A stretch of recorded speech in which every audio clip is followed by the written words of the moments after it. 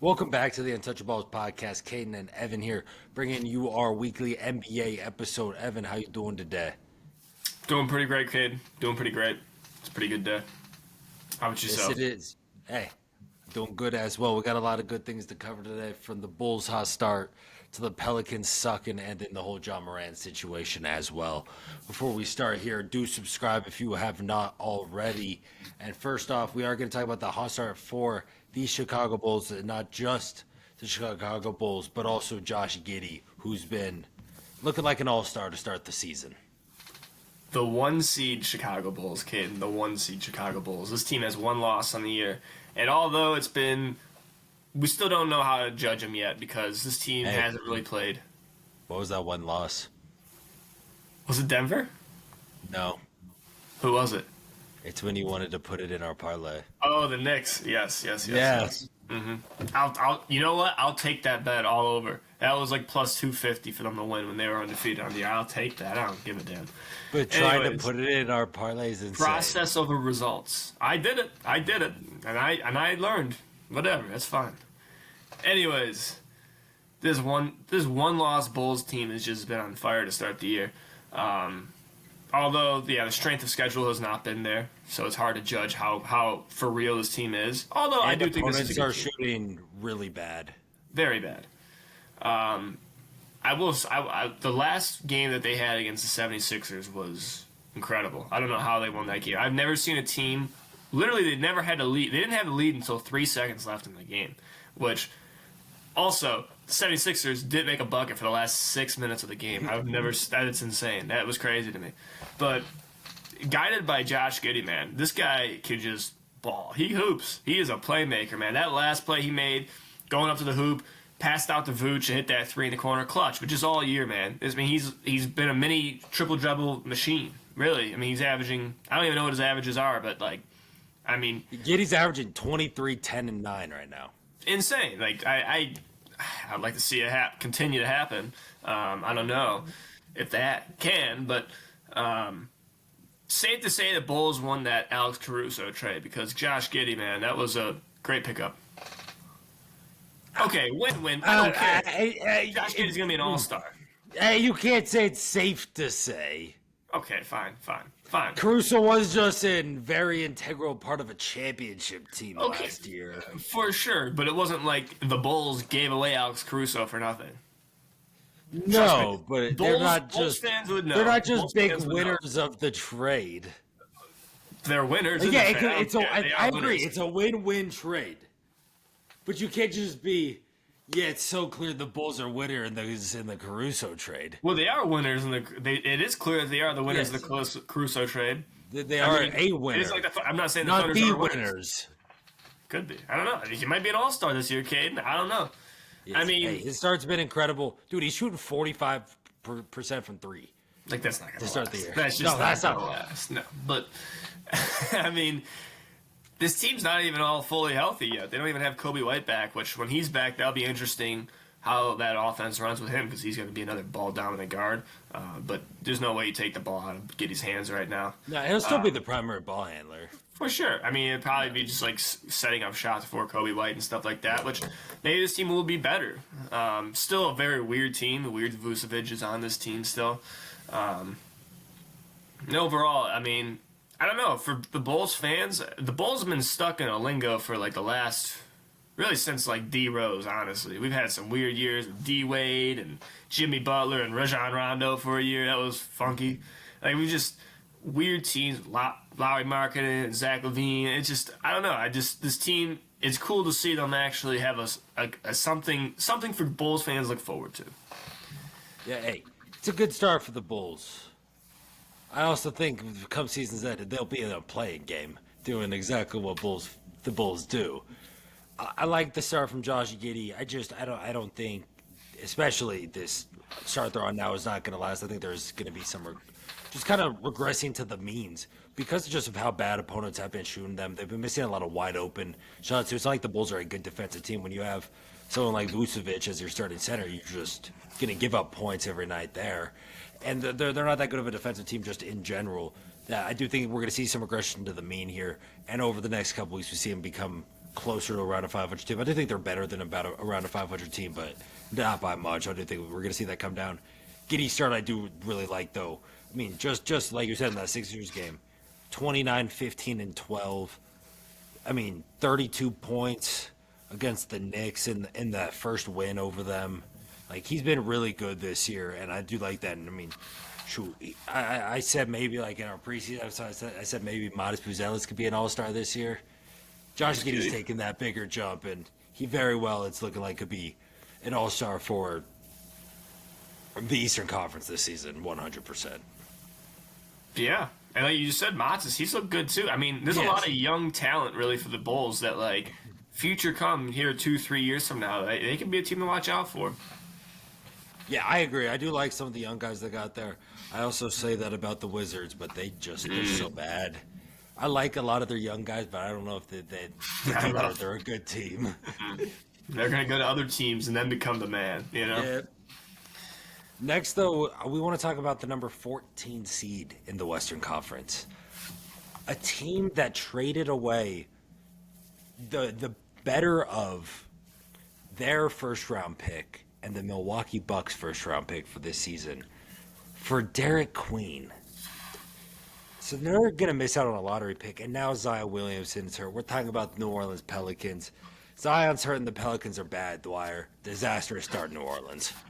This team's like tanking, man. I swear, it's especially the Zion thing too. It's really sad to see that because Zion, there's so much, like literally since the moment even before he stepped foot on a basketball court in the NBA, like he was like the most hyped up guy there was, really, and then just injury after injury after injury. Age 25 season going into this season, he cut a bunch of weight, looked great. And then came into the year looking great. Like had like 20 back-to-back nights with 27 points, like 10 boards. I don't know how many assists, couple blocks. Like looked like all right. This is gonna be the year we're gonna see him as an All-NBA player. And then here it's already starting with the injuries. He's gonna be out for like 7 to 10 games. They said or days. I don't know, games maybe. And that's just it says he's gonna be out for at least a week until they reevaluate him. So that's the real that. It's just like, it's not gonna be then. It's gonna be some more time. Next thing you know, he's gonna play only 45 games this year, and then it's gonna be another wasted year. Yeah, I mean, it's still the one thing. Like I know I kind of mentioned it briefly there when I was like kind of introing this. That draft night trade of giving up it's unprotected best of theirs and the Bucks this year to the Hawks to go and get Derek Quinn. I don't understand. Like the Pelicans very well could end up with the number 1 overall pick this year if they could win the lottery, if because the Jazz will somehow always get screwed and maybe an Eastern Conference team wins, but very well they most likely will have a top pick. It's looking like, and especially with Zion being hurt, that really does hurt their chances too. And they just haven't looked good offensively or defensively, really. Like when Zion's been there, like he's been doing fine. No one else has looked great. I mean, Trent Murphy's not looking like he was last year. We're not seeing like Jordan Poole's not been great. He's coming off the bench most nights. Like I don't know. The Pelican team's bad, and then just you pile on the injury. They're trying. Like you have the pieces where you could be in a good position to maybe try and go and rebuild, but they've done it so wrong. I think they've messed it up already, and it's kind of a lost year, especially without your own pick. I mean, this team was it 3-4 years ago only? Like they played the Suns in that game, and this is like it was also like 3 years ago. They were like the 1 seed halfway through the year, and then Zion got hurt and they missed the playoffs. Yeah, like it's and like you were talking about the rebuild.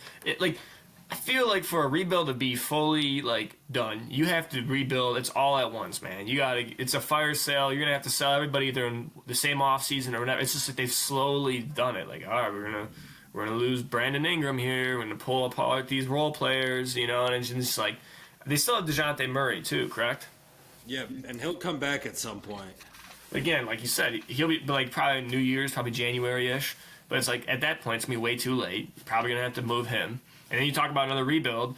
I mean, how do you not move Zion if you're going to rebuild? I mean, I know he's only 25, but still. But it's just like you said, they're just stuck in a cycle that's just, it's never going to change. it's been so poorly managed there in New Orleans. Like, I don't know what to do. They screwed themselves too. Because I mean, I'm not like a big college basketball guy or anything, but it does look like there's going to be a lot of good talent, especially coming out of this next year's draft. With you got the Boozers guy, the Boozer twins, like Diabonta, I think's his name. They've all looked good to start their college careers. So like this could be a very good draft. At least that's what people are saying it could be. And you don't have a pick. Like you don't have your own pick. Who has their pick? The Hawks. That's pretty nice, honestly. And yeah, the Hawks get that pick. The Hawks That's another team. Watch out. Yeah, do you think they could rebuild? I don't know. I mean, if they get let's say the Pelicans have a top 5 pick come season's end, why not? I mean, depending, I guess, on how this season goes. Like if they have the kind of jump I think they'll have, think they'd be a top 4 seed in the East, can make it a little bit of a run. Depending on how that goes, I think you could see them stick it together, still with Jalen, Trey, Risha Shea. That's really the only guy that's kind of. I mean, how old is Trey Young, anyways? Probably 26, 27? Yeah. Because, that's the guy he's been in the trade rumors more than anybody. I swear. He's always been in the trade every rumors. year. Even I just saw I'm sure we'll talk about Ja Morant here. They're him for Ja Morant, switch it up. It's just that's the one guy this team's always in the rumors, but everybody else is so young. Honestly, things look good for Atlanta. Things look good, yeah. And I mean, Pelicans get a top 5 pick. You get one of those premier choices in this next year's draft, and it turns out people think it could be. Hawks could be scary. Very scary. Soon too. I mean, as soon as this year, like you said, you give a playoff team the first overall pick, that's sick. That's nothing more you could ask for. And yeah, you did just mention him in Ja Morant. We're gonna talk about him now, where it looks like there might be a little bit of a Jimmy Butler situation brewing in Memphis. Yeah. I mean, do you see that press conference the other day? They're just talking when he's talking to the media. It's he does not. It was the same thing as Jimmy. They're asking, "Do you have any joy playing basketball?" No. Yeah, it's I don't even know. This one's so unique. I feel because is there a player right now in the league that's just like Ja Morant, where it's we hear this every single year, suspensions and all this stupid stuff. I mean, no. That's what I'm saying. Not at all. You hear him. That's the thing. He's a good basketball player. Not at the level maybe a couple years ago where people were having him top 10 player in the league conversation. He's a good player and all, but not the greatest shooter. He needs to be able to drive, get to the rim, and then. Always it seems like there's some sort of off the field issue that's going on with him that's resulting in suspensions from the league or just this past week suspension from the team, which identical to the start of the Jimmy Butler situation. Mm-hmm. Yeah. We might just be heading towards whatever it is that it forces the way out. The second week in February, whenever the trade deadline is, where we see Ja Morant head to a new team. I don't know where that could be though, because I don't know really. What do you have in your head? What do you think the best fit could be for a Ja Morant if he did get moved? I mean, I feel with a guy like that, he's got to be around more vets. Obviously, I think it's kind of got to be honestly a Miami Heat or something like that. That type of culture to kind of get it. But that's also you want to put Ja Morant in Miami, it's a little scary too. I don't know. Yeah, think about the location. Yeah, exactly. I don't know. Maybe a Milwaukee. I mean, Giannis, older vet. I feel that's a guy you could build from. But he could be. That's how you could that could tempt Giannis into staying. Exactly. That's a move they could go out and make and be see, we know Dame didn't work. Here's a different style of point guard for you to now work with, and see if this could be something. This guy's gonna be more run at the rim. Maybe you could run a lot more, maybe just pick and roll stuff. For sure. Downhill action. Yeah, Milwaukee's interesting. It is interesting. Yeah. But like you said, I think there's only one way this is going to go. There's not, by the end of the year, we're not going to be looking back at this Grizzlies team and they're all one big happy family over there in Memphis. They love it. It's just not. gonna happen. You know, it's Not only just that, Jaren Jackson's been bad this year as well. it's like it all Just to rubs go on off. top of it. It all rubs off, you know. And when you're a star player, because he is a star player of the Grizzlies, and like he isn't the top 10 player we think he is. He could be. He definitely has the potential to be. But like, also just look at the history of the league. How many top 10 players are getting suspended year in and year out off the field crap for stupid stuff? You don't see that. Not top 10 players in the league. You can't be that good and be able to do that stuff. At least we have not seen it yet. You know.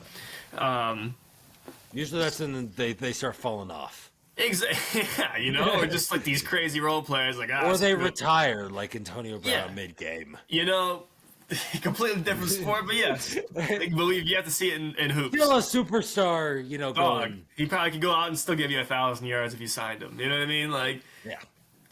but like, thing with Ja Morant, man, is just I think, like you said, change of scenery is I think needed there for both sides, really both sides. I mean, the Grizzlies were like the Pelicans. Honestly, it's funny because you know obviously they had that one. The Pelicans had the first pick, they had the second pick.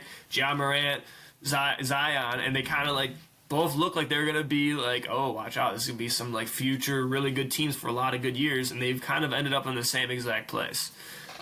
Okay, maybe the Grizzlies aren't as bad as the Pelicans, but they're not in a good spot either. They're both. There's a lot of other teams I'd rather be fans of than them right now. Yeah, I mean, it's weird in Memphis, too, because you trade Desmond Bane in the offseason. Weird. You're trying something new here. And now Jaren Jackson, who, I mean, whenever Ja's injured, it seems like is great offensively. He'll go give you 25 points a night, shoot great, have great efficiencies to go along with it. And now it seems like Ja's back. He's in the lineup. And Jaren has forgotten what he's done. Yeah, not existent. And just not shooting the ball well at all either. Shooting like sub 40%, it seems like a lot of games. And just not doing what you expect him. Like, obviously, you know, he's still providing that defensive value that got him a DPOY a couple years ago. But he has that other side to him that's not, like, he's not just a defensive guy, but that's not what they're seeing either. I mean, it is also early, though, too. So It like, is. It is very early, but it's just, yeah, the overall, I mean, is he a guy, do you think, if they move on from Ja Morant, is Jaren Jackson, do they keep him or do they sell him too? Like, what do you think? I mean, you already signed him to a max, so it's going to be interesting You kinda have to. what people are willing to give up. I think, like, you got to at least see what people are willing to give up. If not, you kind of run the rebuild through Jaren a little bit.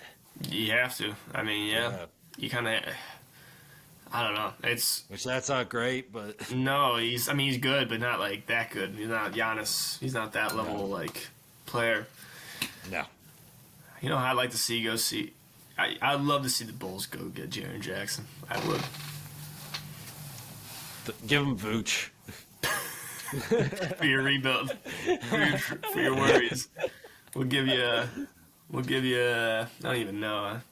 Our lottery pick that's yet to touch the floor yet. This Noah Asug dude, right? This Frenchman. Asenge is yet to touch the NBA floor as a lottery pick. Great pick by the Bulls. Great pick. 12th overall. But it don't matter. We're the 1 seed, baby. We're winning this Eastern Conference. Yeah. Modest Buzelis and Josh Giddey leading the Bulls to the chip. I mean, it's going to happen, dude. We're going to have a 47-year-old Nikola Vucevic by the end of it. He's just going to be 55 years old, just like old as dirt. But he's going to be shooting that tree ball, dude. He's going to be doing it. Nikola Vucevic versus Nikola Jokic in the finals. Give me Vuce all day, dude. He's better. He's better. Jokic will average 40. He'll average whatever his heart desires. Honestly. You really have that's a perfect. Yep. Yeah. 100%. Well, Dwyer, that's all I have for today. Do you have anything else before we do leave? I'm just hoping next NBA pod the Bulls will still be at 1 seed. That's all. That's all I got. And hey, happy 200 episode anniversary. Yes, happy 200th episode of the Untouchaballs podcast. Evan, you know, all dressed up in his church clothes for the occasion. Mm-hmm. Definitely for this and this reason only. That's right. Had no other obligations. I care about our fans. I care about the fans of this show. See, I want to give them the Evan, best no- show. I want to give them the best show, the show that they deserve, that they need. Oh yeah. See, find you a man as dedicated as Evan Dwyer. Amen. Thank you all for watching today's episode of the Untouchaballs podcast. If you did enjoy, make sure to leave a like down below, comment down below. As well, what do you think about the Bulls? Do you think they'll be the 1 seed by the same time this time next week? Also, make sure to turn on post notifications so you never miss an upload of the Untouchaballs podcast, and share this with your friends, family, strangers, neighbors, anything like that. Thank you all for watching, and we'll see you next time. Peace.